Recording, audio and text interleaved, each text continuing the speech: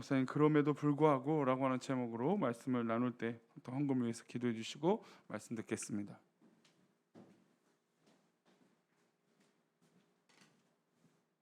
기도하시겠습니다.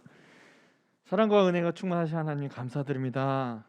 우리 모여서 주님 앞에 이 자리에 모여서 주님께 예배드리오니 우리의 간구와 우리의 드리는 그 드릴 것 없지만 주님 마음 내려놓고 주님 앞에 나아가는 그 모든 것 위에 하나님 은혜 베풀어 주시옵시고, 사랑하는 우리 교회가 정말 하나님 보시기에 아름다운 교회로 이 지역에 세워나갈 수 있도록 주님 붙잡아 주시옵시고, 모든 성도가 하나가 되어서 주님 앞에 찬양하며 전도하며 복음을 널리 전할 수 있는 축복의 통로가 될 수 있도록 인도하여 주시옵소서. 주님, 이 시간 예물 드린 손길이 있습니다. 주님, 범사에 감사함으로 드린 그 손길 위에 함께하여 주시옵시고, 언제나 범사에 감사함으로 모든 일 가운데 주님의 은혜가 그 손길 위에 드려진 손길 위에 함께하여 주시옵소서. 감사드리오며 예수님의 이름으로 기도드리옵나이다. 아멘.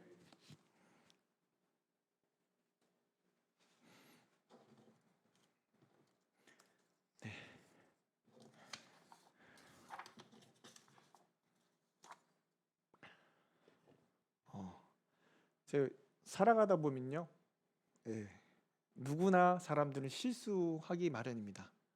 저도 실수를 자주 하는 편이라서 항상 아시죠? 덤벙대가지고 실수를 하고 또 큰 잘못을 할 때도 있습니다.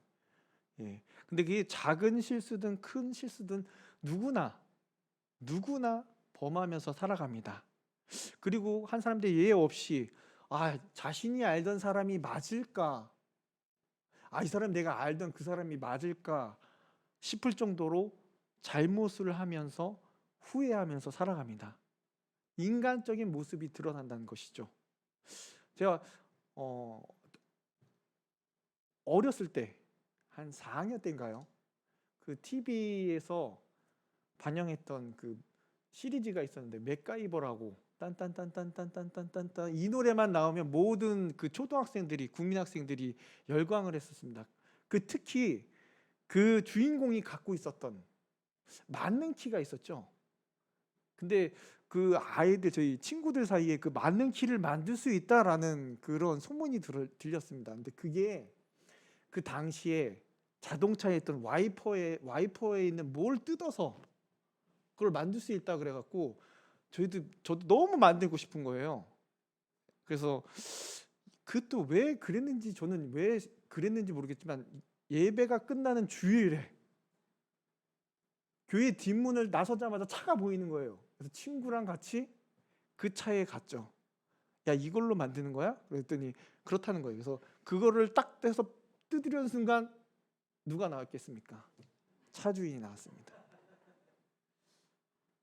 근데 저는 뜯는 방법도 몰랐고 그냥 한번 보고 이게 뜯기나 안 뜯기나 한번 보려고 했던 거예요. 그 당시 제가 4학년일 때 89년도인가요? 88년도인가요? 그 시절에는 차가 귀했습니다. 지금이야 와이퍼 이렇게 물러주면 되는데, 물론 제가 한 짓이 잘못된 행동이죠. 근데 왜 그랬는지 예배가 끝나자마자 친구랑 같이 그때 나오시더니 잡혔습니다. 뭐라 그럴게요? 막 위협을 주시죠. 경찰서에 가야 된다는 둥 하시면서. 근데 알고 보니까 교회 분이십니다. 근데 마침 그때 한참 훈계를 듣고 있는데 예배가 마쳤습니다. 어른 예배가 딱 그 시간에 또 마친 거예요. 누가 나오십니까? 교인들이 지나가시면서 너 용국이 아니니? 무슨 일이야? 그러면서 정말 쥐구멍에 들어가고 싶더라고요. 울었을 거예요. 눈물이 좀 뚝뚝뚝 흘렀을 거고. 왜요? 너무 창피하니까. 이제 왜 그랬는지 저는 모르겠지만 그때 그것도 예배가 끝나고 바로 참 내가 정말 왜 그랬을까 하는 정말 창피한 기억이 있습니다.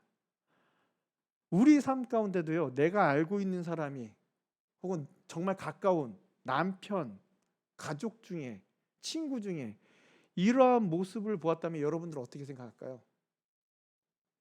그냥 모른 척 지나갈 수도 있고요. 뭐라고 타박을 하겠죠. 정말 왜 그러냐고, 안 그러던 사람이 왜 그러냐고 하면서 이렇게 타박을 할 수도 있고요. 창피해 죽겠다라고 얘기할 수도 있습니다. 고개를 들지 못하겠죠. 정말 더 가까운 사람이나 뭐 남편이나 아들이나 그랬으면요. 다행히 저희 어머니는 보지 못하셨고요.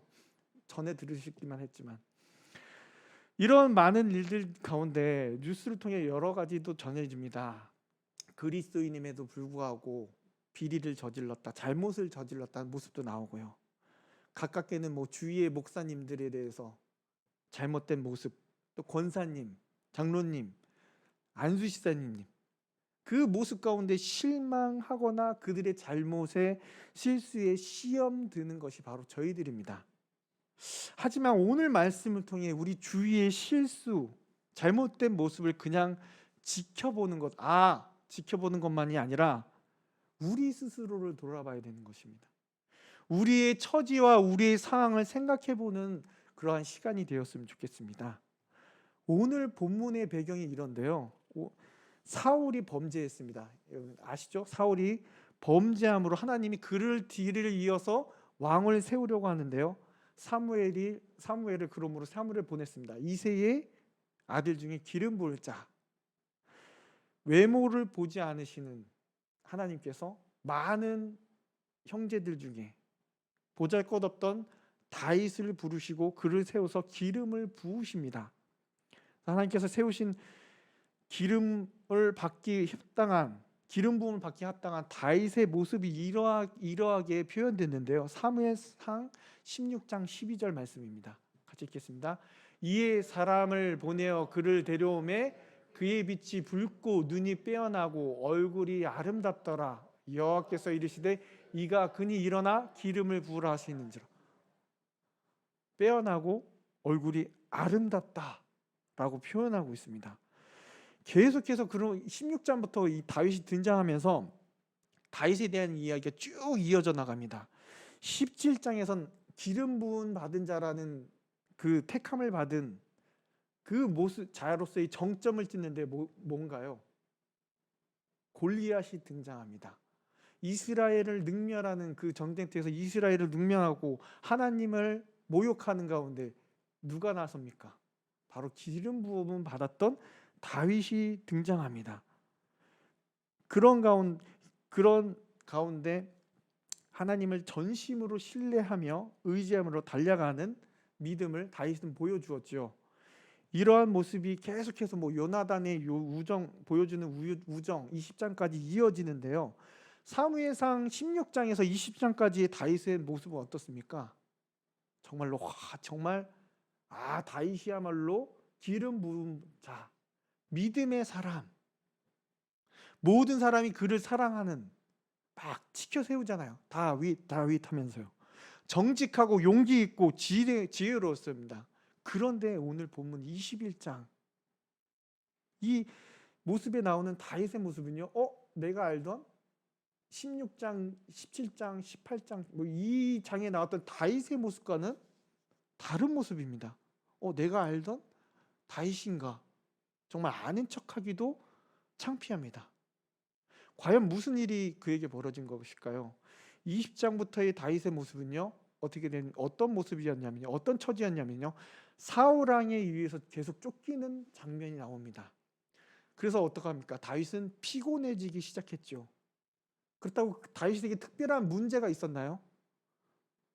다윗에게는 문제가 전혀 없음에도 불구하고 그냥 쫓겨 다녀야만 하는 도망자의 신세가 20장부터 시작됩니다. 그래서 다윗은요 그의 친구 요나단에게 이렇게 말합니다.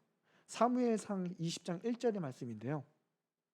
다윗이 라만나임에서 도망하여 요나단에게 이르되 내가 무엇을 하였으며 내 죄악이 무엇이며 내 아버지 앞에서 제가 무엇이기에 그가 내 생명을 야 나는 도통 모르겠다. 왜 네 아버지가 나를 쫓아다니는지. 난 죄 지은 것도 없는데 라는 아주 푸념 섞인 말을 요나단에게 얘기하고 있습니다. 답답할 노릇이죠. 왜 쫓기기는 쫓기는데 왜 쫓겨야 되는지 이유를 모르는 것. 단지 사울 왕의 문제 때문에 자기가 자격지심으로 사울은 천천히요. 다윗은 만만이란 그 하나 때문에 그냥 스스로의 그 자격지심에 의해서 다윗을 쫓는 것이죠. 그런 가운데 사울을 피해서 오늘 노브로 피하는 장면이 오늘의 본문의 내용입니다. 그는 노브에 살고 있는 제사장이었던 아히멜렉을 찾아갑니다. 여기서 제사장 아히멜렉을 만나 뭐라고 합니까? 잠깐 내가 여기서 몸을 피하겠다라고 부탁합니다. 그때 아히멜렉은 어떤 마음이었을까요? 걱정이 됐습니다. 왜냐하면 사울이 현재 왕인데 다윗을 잡아 죽이려 하는 것을 온 천하에 다 알고 있었던 사실이기 때문에. 그런데 왕이 찾고 있는 사람을 숨겨주면 어떻게 됩니까? 은닉죄죠. 다윗과 똑같은 형벌을 받을 수밖에 없으니 떨지 않을 수가 없었습니다. 근데 그는 경건한 제사장 아히멜렉에게 다윗은요 거짓말을 하는데요. 이와 같이 물어봅니다. 왜 혼자 왔느냐? 오늘 본문의 말씀이죠. 왜 혼자 왔느냐? 그의 질문에 다윗은 사무엘상 21장 2절에 말씀해 주고 있습니다. 본문 보시겠습니다. 21장 2절. 다윗이 제사장 아히멜렉에게 이르되 왕이 내게 이를 명명하고 이르기를 내가 너를 보내는 것과 내게 명명한 일 아무것도 사람에게 알리지 마라 하시기로 내가 나의 소년들을 이러이러한 곳으로 오라고 말하였다. 아멘. 거짓말을 하고 있죠. 야, 이건 비밀이야. 사울 왕이 나한테만 얘기해서 지금 이쪽에 아주 비밀스러운 일 아무도 알려주지 않고 나 혼자만 보낸 거야 라고 얘기해 주고 있습니다. 그런데 성경을 읽어보면요 놀라운 사실이 있습니다. 다윗이 아히멜렉 앞에서 거짓말하고 있는 그 자리에 그의 말하는 두 사람의 대화를 내용을 듣고 있는 한 사람이 있었습니다. 바로 사울이 파송한 요즘으로 말하면 첩자죠. 도액이라는 사람이 그 자리에 있었습니다. 이 사람이 나중에 어떻게 될까요? 사울한테 모든 사실을 얘기하죠. 다윗이 아히멜렉 제사장 집에 숨어 있습니다라고. 다윗은 그곳에 와 있는 도액을 보고도요 아히멜렉이 위험하다는 생각은 절대 하지 않았습니다. 그는 오로지 자기 안전만, 내가 살아야지. 자기가 살기 위해서 있다가 비겁하게 도주합니다. 오늘 읽지 않은 10절에 보면요 그날 황급히 그날 당일에 왔다가 황급히 도망갑니다. 그 결과가 무엇이었을까요? 22장 사무엘상 22장 16절에 보면요 이렇게 나옵니다. 사울이 말하는데요 왕이 이르되 아히멜렉아 내가 반드시 죽을 것이요 너와 내 아비 온 집도 그러하리라. 어떻게 됩니까? 아히멜렉의 가문은요 전멸당하는 비극을 초래합니다. 누구 때문이에요? 다윗의 거짓말 때문에. 참으로 이해하기 힘든 다윗의 모습이 보여지고 있습니다. 서글플 정도로 안쓰러운 다윗의 모습이 보여집니다. 자기 생각만 하고 있죠. 한 가문이 멸망을 당하는데, 전멸을 당하는데, 물론 사울에게 쫓기는 신세는 정말 안쓰럽습니다. 불쌍합니다. 하지만 앞에서 보여줬던 그 믿음의 다윗과는 정말 다른 모습을 지금 보여주고 있죠. 게다가요, 그는 블레셋 장수였던 골리앗의 칼을 좋다고 가져가는 어리석음을 범하는데요. 사무엘상 21장 8절 9절에 나와 있습니다. 제가 읽겠습니다. 다윗이 아히멜렉에게 이르되 여기 당신의 수중에 창이나 칼이 없나이까? 왕의 일이 급함으로 내가 칼과 무기를 가지지 못하였나이다 하니 제사장이 이르되 내가 엘라 골짜기에서 죽인 블레셋 사람 골리앗의 칼이 보자기에 쌓여 에봇뒤에 있으니 내가 그것을 가지려거든 가지라. 여기는 그것밖에 다른 것이 없느니라 하는지라. 다윗이 이르되 그 같은 것이 또 없나니 내게 주소서 하더라. 칼을 달라고 합니다. 왜요? 하나님을 의지하기보단 당장 뭐가 필요해요? 지금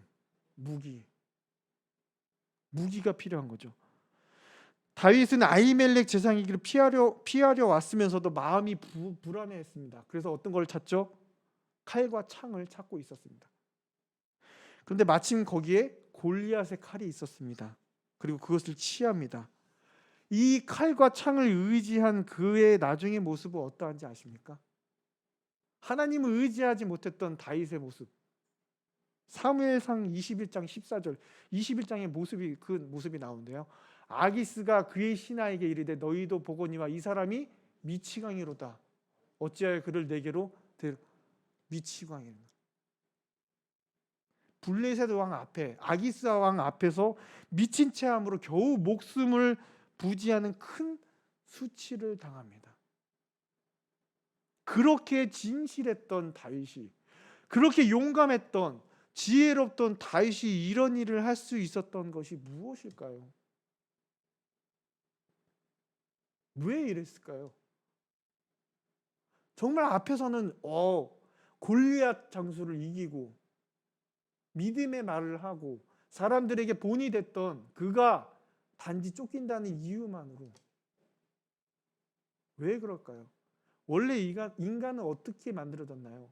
진흙, 티끌, 거름으로 만들어진 존재이기 때문입니다. 게다가 하나님 앞에서 완전하지 못한 죄인이라는 것이죠. 다윗은 이 일뿐만 아니라 후에도 하나님께서 허락하지 않은 인구조사 때문에 그로 인해서 3일 만에 이스라엘 백성들이 7만을 죽게 만듭니다. 왜요? 내가 이만큼 군사가 있다라는 그 교만 때문에, 단지 다윗의 한 사람의 교만 때문에 자기 백성을 3일 만에 7만을 죽이게 됩니다. 하나님께서 하지 말라 그랬는데 인구조사를 했기 때문에. 이런 가운데 우리 자신 역시 돌아봐야 됩니다. 우리가 어떠한 존재인지, 우리의 처지가 어떻고 현실이 어떠한지를 알아야 된다는 것이지. 마찬가지로 우리도요, 금으로 은으로 되거나 보석으로 만들어진 존재가 아니라 진흙으로 만들어진 질그릇이라는 것입니다. 그러므로 우리는 하나님 앞에서 어떤 존재입니까? 먼지와 같은 존재입니다. 하지만 그런 존재임에도 불구하고 우리의 교만은 어떻습니까? 하나님 없이도 살아갈 수 있다. 그러한 생각을 가지고 있는 존재라는 것이죠. 여전히 죄 가운데 있으므로 우리는 알아야 되는 것입니다. 다윗이니까 저 정도 죄는 괜찮아 라고 생각하십니까? 아, 그렇구나, 다윗도 저런 죄를 짓고 있구나, 저런 모습이 있구나, 마치 옛날 얘기처럼 끝나버려서는 안 된다는 거죠. 나랑은 상관없지, 저 정도는 나는 아니야, 내가 저 정도 죄는 짓지 않았어 라고 생각해서도 안 된다는 것입니다. 여러분, 우리는 괜찮지 않습니다. 나는 괜찮지 않습니다. 우리 역시 하나님 앞에서요, 하나님 기준에 미달되는 부족한 자라는 거죠. 우리 역시 예외가 없다라는 것입니다. 다윗과 같은 죄를 범할 수 있다라는 그런 티끌과도 같은 존재라는 것이죠.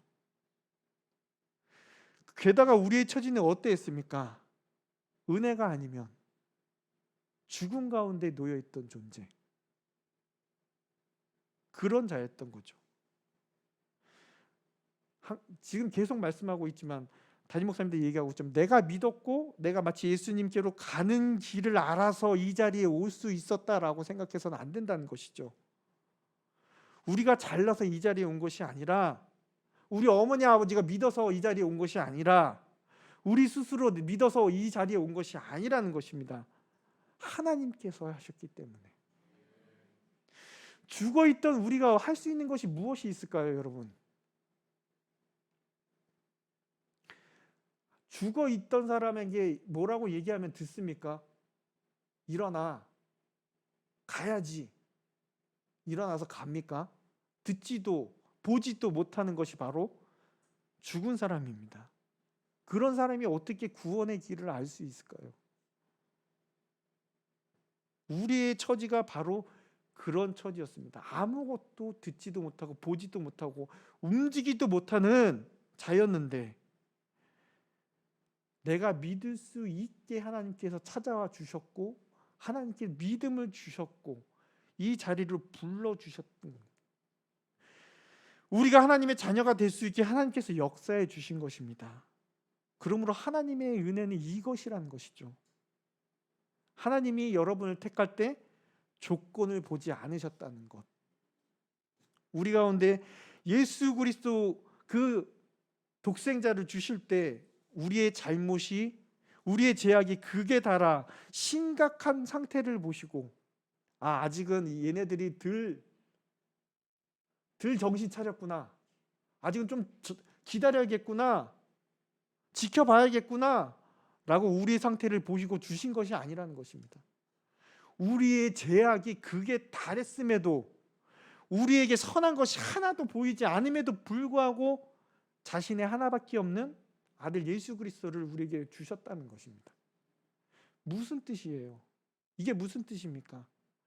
우리의 어떠한 것, 즉 행동, 행위, 선이 보여져서, 거룩함이 보여져서 은혜를 베푸신 것이 전혀 아니라는 것입니다. 내가 잘나서, 내가 돈이 많아서, 남들보다 조금 내가 낫기 때문에 아닙니다. 죄인 우리를 거룩하고 흠없이 구원하시고자 그리스도를 주실 때에 우리의 믿음도 의지도 선도 아무것도 보이지 않은 상태에서 선택해 주신 겁니다. 오로지 하나님의 뜻에 의해서. 그런 우리인데 누가 누구를 욕하고 잘잘못을 따질 수 있을까요? 누가 내가 더 잘났다고 얘기해 줄 수 있습니까? 여전히 우리는 우리의 생각과 우리의 뜻만을 고집하고 우리의 평안과 행복을 위해서 당장 앞에, 눈앞에 있는 이익을 쫓는 교만한 자들인데, 여전히 남은 날들 가운데 만큼 죄를 지을 수밖에 없는 죄인들인데, 여러분, 잘잘못을 따지는 우리를 바라보실 때 하나님 보시기에 뭐라고 생각하실까요? 도찐 개찐 하지 않으실까요? 우리 비행기 타고 저 하늘에서 땅을 바라볼 때에 어때요? 아무리 큰 빌딩이 있더라도 고만고만해 보이지 않습니까? 하나님 보시기에 그러지 않을까요? 고만고만한 놈들이 서로 잘났다고 떠들어대네. 웃기지 않으실까요? 오히려 티끌과 같은 나를, 죽어있던 나를, 죄인이었던 우리를 생각한다면요, 우리는 겸손해질 수밖에 없지 않겠습니까? 내 처지가 어떠 있는지를 알고 있다면요, 현재 내 모습을 바라볼 때 내가 한 것이 없다는 것을 깨닫게 된다면 여러분, 겸손히 무릎 꿇고 엎드려 기도해야 할 것입니다. 그리고 다른 사람이 지은 범죄로 인해서 그 사람에게 실망하거나 시험에 들었다면, 정말 창피하다 느껴진다면, 정말 사람이어서 죄송하다고 느낄 정도로 가슴이 아프다면요, 우리는 다른 사람이 아닌 우리 스스로를 돌아봐야 할 것입니다. 나 역시 누군가에게 상처를 주고도 모르는 그런 무지한 존재라는 것을 알아야 합니다.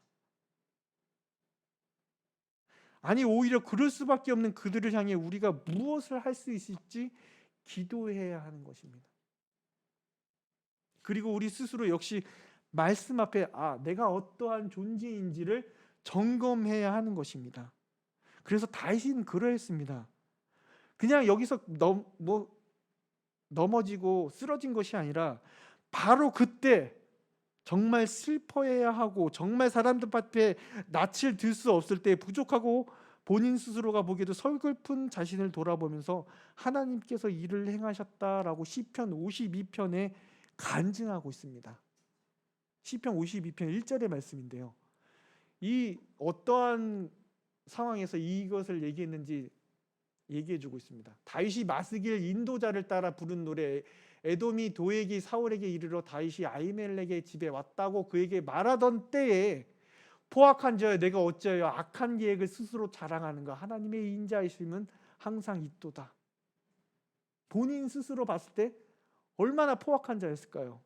거짓말하는 자. 그리고 하나님께 영영이 감사하고 하나님의 일을 모든 성도 앞에 의지하겠다고 고백합니다. 52편 9절의 말씀인데요. 주께서 일을 행하셨으므로 내가 영원히 주께 감사하고 주의 이름이 선하심으로 주의 성도 앞에서 내가 주의 이름을 사모하리이다. 우리 역시 그렇습니다. 낯을 들 수 없고 나와 주위 사람들이 보기에도 너무 연약하고 불쌍합니다. 그럴 때일수록 우리는 하나님 앞에 겸손해져야 된다는 것이죠. 다윗은 고백합니다. 자신의 삶을 인도하신 것이 자신의 것이 아니라고. 그 악한 짓을 하고 나서 스스로를 돌봐보고 결국에는 하나님이 해주셨구나. 왜요? 자신 너무도 부족함과 너무도 무지함과 죄를 범한 자이기 때문에. 누구보다 존경받고 사랑받던 그가 정말 파렴치한 일을 하면서도 그는 고백합니다. 내가 의지할 사람이 누구인지, 의지할 분은 누구인지, 내가 이러한 연약하고 부족한 모습일지라도 나를 그럼에도 불구하고 인도해 주시는 하나님이 계시다는 걸 고백하고 있습니다. 우리의 연약한 모습이 보이고 부족하고 어리석은 모습이 보일 때, 혹은 주위 사람들이 그런 모습을 보일 때 우리 가운데 하나님의 은혜를 생각하길 원합니다. 그럼에도 불구하고 사랑하셔서 저와 여러분들을 인도해 주시고 지켜주시는 하나님만을 생각하길 원합니다. 이와 같이 다시 고백할 수 있었던 이유는 무엇입니까? 자신이 보잘것없는 진흙이라도 그냥 진흙이 아니라 하나님의 손에 들린 진흙이라는 것을 알았던 것이죠. 나는 부족한 진흙이지만 하나님의 손에 들린 진흙이 되었을 때 비록 금그릇도 아니고 은그릇도 아닌 기껏 질그릇으로 빚어질 것이라는 것을 알았음에도 불구하고 그 질그릇은 보배 대신 예수 그리스도를 담은 질그릇임을 깨달았기 때문입니다. 그러므로 다윗은요, 자신이 산 것이 아님을 깨달았습니다. 물론 그가 자신의 죄에 대해서 책임을 지고 본인이 그에 대한 책임을 져야 됐지만, 그런 죄인임에도 불구하고 그의 모든 삶은 그가 한 것이 아니라 하나님의 은혜 베푸심으로 인해 모든 것을 이끌어 가심을 깨달았던 것입니다. 여전히 진흙과 같이 보잘것 없고 더럽고 내세울 것 없지만 그 안에 담겨진 예수 그리스도라는 그 보배가 진흙과 같은 우리를 거룩하게 하시고 값진 삶으로 만들어 가신다는 걸 알았기 때문에 다윗은 이러한 깨달음을요, 시편 52편 그 8절의 말씀에서 이렇게 표현하고 있는데요. 함께 읽겠습니다. 그러나 나는 하나님의 집에 있는 푸른 감람나무 같으며 하나님의 인자하심을 영원히 의지하리로다. 아멘. 여러분, 감람나무 아시죠? 원래 열매를 맺을 수 없는 돌 감람나무가요, 2m가량 자란 후에 그 줄기를 베고 참 감람나무 가지를 접붙여 성장시킨다고 합니다. 감람나무 열매 맺는데 긴 시간이 걸리고요, 30년 이상이 되어야 완전한 수확을 하게 되는 성장이 더딘 나무라고 합니다. 그러나 한번 뿌리 내리면요, 1000년이고 2000년 정도 살 수 있다라고 합니다. 이와 같은 믿음의 고백을 다윗은 한 것입니다. 우리 역시 예수님께 접붙임을 받아 열매 맺는 그리스도인들이 되길 원합니다. 예수님께 뿌리 내기를 원합니다. 그 열매를 비록 오래 걸린다 할지라도 30년이라는 시간이 걸린다 할지라도 우리가 고백하기를 예수님 닮기 원합니다. 그 모습이 여전히 보이지 않더라도 성장이 더딘 나무처럼 여전히 실수투성이고 부족한 우리지만 끝까지 주님께 뿌리 내려 떠나지 않고 인내하며 노력하길 원합니다. 물론 좁은 길이에요. 힘들어요. 외롭고 낭망할 때도 있고 좌절할 때도 있습니다. 하지만 넘어질 때 우리와 함께 하시는 예수님, 나와 동행하시며 붙잡아 주신 예수님, 우리가 기도할 힘조차 없을 때 우리를 위해 기도해 주시는 예수님이 함께 계시다는 걸 알면 그날 어느 때에 예수님 닮아가지 않을까요? 그날 그때 분명 우리가 주님이 거하는 천국에 이를 때에 주님을 닮아 있는 우리를 발견하게 될 것입니다. 그러므로 오직 주님만 의지하고 주님만 바라보는 저와 여러분들이 되길 원합니다.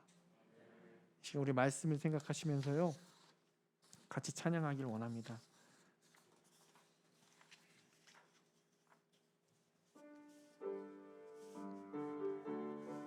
그럼에도 불구하고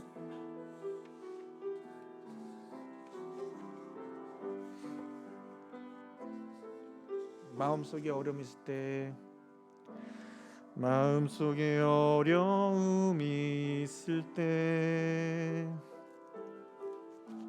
마음속에 어려움이 있을 때,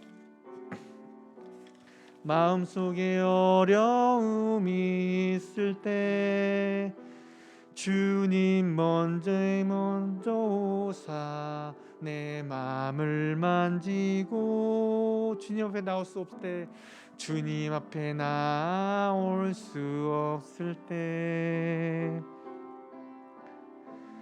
주님 앞에 나올 수 없을 때, 주님 앞에 나올 수 없을 때 주님 날 먼저 아는, 그럼에도 불구하고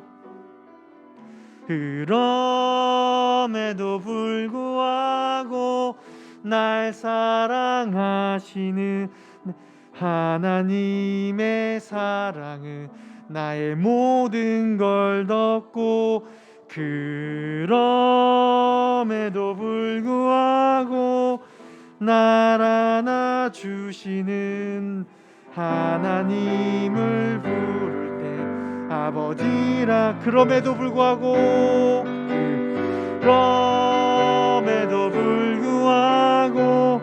날 사랑하시는 내 하나님의 사랑은 나의 모든 걸 덮고, 그럼에도 불구하고 날 주시는 내 하나님을 부를 때 아버지라 부르죠. 이 시간 우리가 말씀을 생각하시며 함께 기도하기 원합니다. 네, 다윗과 같은 모습이 우리 가운데 있지 않습니까? 나의 부족함, 연약함, 부끄럽고 고개 들 수 없습니다. 그러하기에 우리가 더욱더 주님 앞에 엎드릴 수 있는 자가 되게 해달라고, 다른 사람을 보는 것이 아니라 내가 저 사람보단 낫지라는 그런 생각이 아니라 주님 앞에 겸손히 무릎 꿇고 나를 어떠한 처지인지, 그럼에도 불구하고 나를 사랑하시는 하나님을 의지하고 주님만을 바라보며 그 은혜 가운데 살게 해달라고 이 시간 다 같이 함께 기도하시겠습니다. 사랑하는 하나님, 감사드립니다. 이 시간 주님 앞에 기도하며 무릎 꿇습니다. 내가 어떤 자입니까?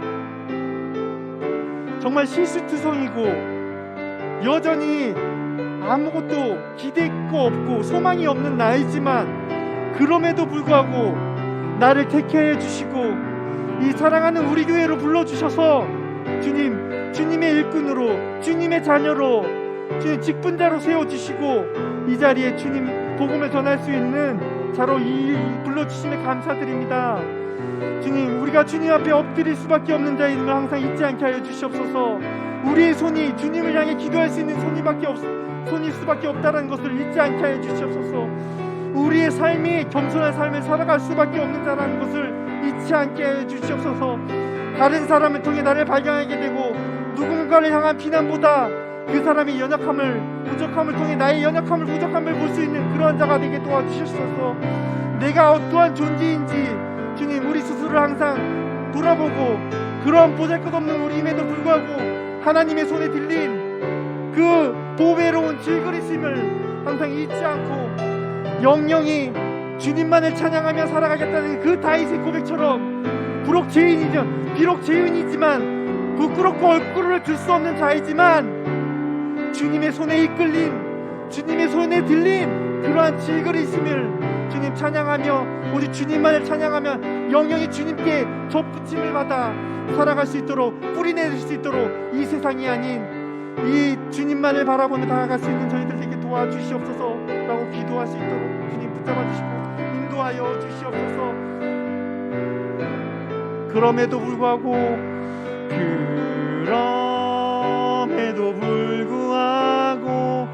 날 사랑하시는 하나님의 사랑은 나의 모든 걸 덮고, 그럼에도 불구하고 날 안아주시는 내 하나님을 부를 때 아버지라 부르죠.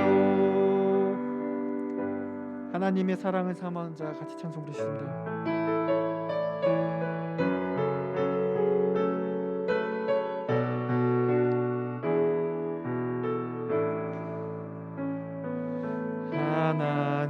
하나님의 사랑을 사모하는 자, 하나님의 평안을 바라보는 자, 너의 모든 것 창조하신 우리 주님이 너를 얼마나 사랑하시는지, 하나님께 찬양과 경배하는 자, 하나님의 선하심을 닮아가는 자, 너 모든 것 창조하신 우리 주님이 나를 참 사모셔. 하나님 사랑의 눈으로, 하나님 사랑의 눈으로 너를 어느 때 바라보시고, 하나님 인자기로서 언제나 너에게 기울이시니, 어두움에 밝은 빛을 비춰주시고 너의 작은 신음에도 응답하시니, 너는 어느 곳에 있든지 주를 향하고 주만 바라볼지라. 이 시간 우리 교회를 위해서, 담임 목사님을 위해서, 그리고 직분자들을 위해서 우리 주님께 칭찬 듣는 교회가 되게 달라고, 담임 목사님이 영육까지 강건하게 붙잡아 달라고, 그리고 이 여름 행사 있지 않습니까? 교회 행사 가운데 주님께서 함께 하셔서 정말 주님의 영광이 드러날 수 있는 여름 행사가 되게 해달라고, 교회 봉사자들을 위해서 그 가운데 부흥케 해달라고 이 시간 다 같이 우리 교회를 위해서 다 같이 기도하시겠습니다. 사랑의 하나님 감사드립니다. 이 지역에 사랑하는 우리 교회를 세워주시고, 또한 우리 담임 목사님을 중심으로 하여서 많은 하나님의 사랑하는 직분자들과 성도들이 이 가운데 모였습니다. 주님, 정말 주님 앞에 충성하는 자들이 되게 도와주시옵소서. 주님을 사모하는 자, 주님만을 바라보며 주님 흔들리지 않는 그 믿음으로 나아갈 수 있는 우리 교회가 되게 도와주시옵소서.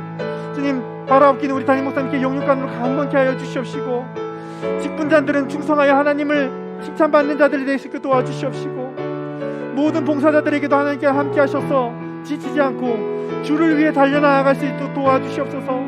여름 행사를 준비하고 있습니다. 어린 아이들을 총총하는 잔치와 성경학교와 청년들 성경 수련회 가운데 주님 함께하여 주시옵소서.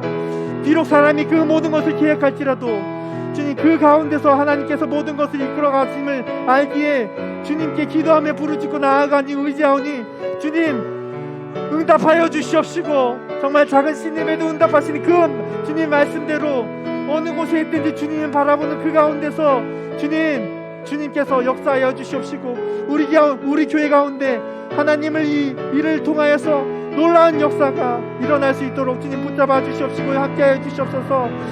주님 임직 예정자들에게도 함께하여 주시옵시고 그들이 교육을 마치고 주님 임직자로 세워짐을 받을 때에 주님께서 함께하여 주시옵시고 그들이 더욱더 열심을 내서 담임 목사님과 모든 성도들과 합력하여 선을 이루며 서로를 섬기며 달려나갈 수 있는 겸손한 자로 세워주시옵소서.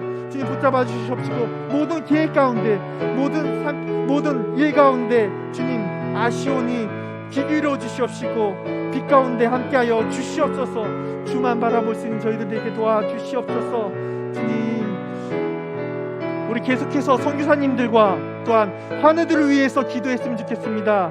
그리고 우리 자녀들과 또 우리 이웃 그리고 이 나라 이민족 지금 또 코로나 때문에 위험한 가운데 있습니다. 그 위정자들을 위해서 그리고 환우들을 위해서 그리고 많은 선교사님들을 위해서 이건 다 같이 함께 계속해서 기도하시겠습니다. 사랑하는 하나님 감사드립니다. 이 시간 또 우리 선교사님들을 위해서 기도합니다. 어려운 가운데 지금 국내에 있는 선교사님들 또한 나가서 주님의 복음을 위해 열심히 일하는 선교사님들 주님 있사오니 선교사님들과 가정 가운데 함께하여 주시옵시고 그 모든 가정과 그 사역 가운데 함께하여 주시옵소서. 주님 어려운 가운데 어려움이 없도록 주님 붙잡아 주시옵시고 주님 재정이 없어서 주님이 일을 하는데 부족함이 없도록 어려움 당하지 않도록 주님께서 붙잡아 주시옵시고 주님 복음 들고 나아가는 그 발걸음 가운데 함께 하셔서 지치지 않고 주님 더욱더 힘내서 주의 복음을 이 땅에 이 땅끝까지 이르러 나아가는 그 복음 사명 가운데 잘 감당할 수 있도록 우리 선교사님들 함께하여 주시옵시고 그 가정 가운데도 함께하여 주시옵시고 그 자녀 가운데도 함께하여 주시옵시고 그 모든 계획 가운데 함께하여 주시옵소서. 주님 아픈 자들이 있습니다. 환우들이 있습니다. 주님께서 다가가 손 잡아 주시옵시고 어루만져 주시옵소서.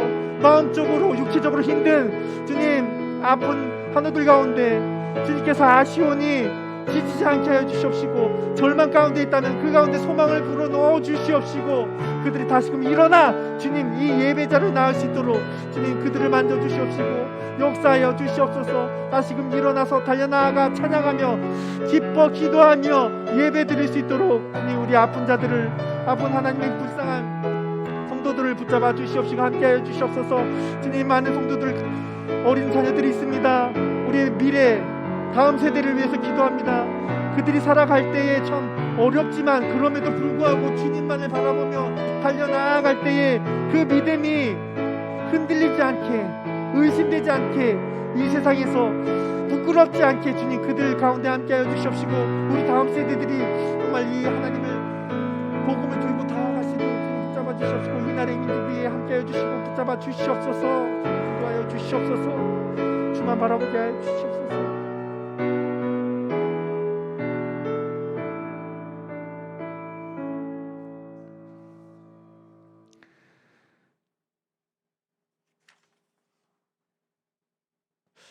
사람이기 때문에 죄송합니다 라고 말할 수밖에 없는 이런 부족하고 연약한 저희들을 그럼에도 불구하고 택해 주시고 질그릇같이 보잘것 없지만 보배와 같은 예수 그리스도를 담을 수 있는 질그로 삼아주신 하나님의 은혜에 감사드립니다.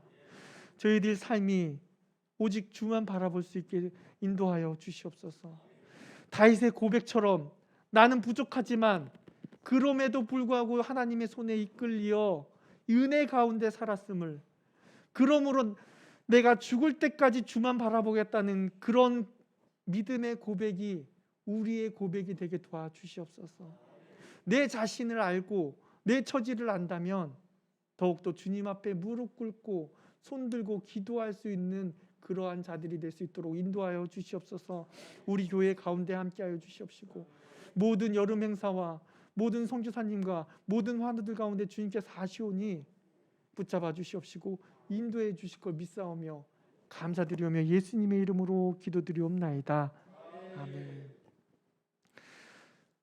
하늘에 계신 우리 아버지여 이름이 거룩히 여김을 받으시오며 나라의 마옵시며 뜻이 하늘에서 이루어진 것 같이 땅에서도 이루어지이다. 오늘날 우리에게 일용할 양식을 주옵시고 우리가 우리에게 죄 지은 자를 사하여 준 것 같이 우리의 죄를 사하여 주옵시고 우리를 시험에 들게 하지 마옵시고 다만 악에서 구하옵소서. 대개 나라와 권세와 영광이 아버지께 영원히 있사옵나이다. 아멘.